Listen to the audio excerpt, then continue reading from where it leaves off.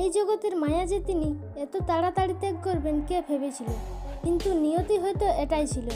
অগণিত অনুরাগীদের কাঁদিয়ে চিরবিদায় নিলেন ইরফান খান। দিন কয়েক আগেই মাকে হারিয়েছিলেন। মা জয়পুরে প্রয়াত হওয়ায় মুম্বাইয়ে বসে ভিডিও কনফারেন্সে শেষকৃত্যের সাক্ষী থাকতে হয়েছিল বলিউডের এই প্রতিভাবান অভিনেতা। আর তার ঠিক 4 দিন পরে নিজেই ছবি হয়ে গেলেন। মঙ্গলবারে শোনা যায় মুম্বাইয়ের কোকিলাবেন বীরুভাই আম্বানি হাসপাতালের আইসিইউতে ভর্তি অভিনেতা।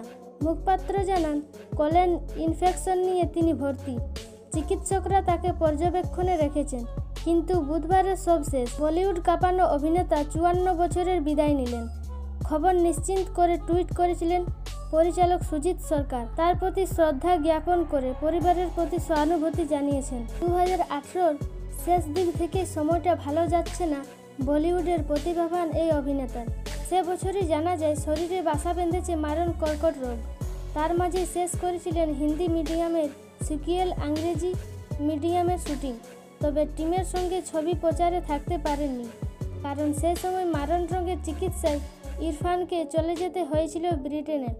গত মাসের লকডাউনের দিন 10 আগে নির্ধারিত সময়ে মুক্তি পায় তার ছবি। বিভিন্ন মহলে প্রশংসিত হয় ছবিটি এবং ইরফানের দুর্দান্ত অভিনয়। কে জানতো এরপর আর কখনো রূপলি পর্দায় ভেসে উঠবে না তার সেই বলিষ্ঠ চেহারা, দীপ্ত কণ্ঠ আর কোনোই শোনা যাবে না কখনো। অনুরাগীদের স্মৃতি খাতায় রেখে গেলেন পান সিং তোমার।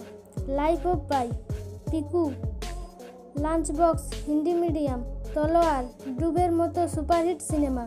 তার প্রয়াণে বলিউড যে বিরাট শূন্যতা তৈরি হয় তা বলাই বাহুল্য।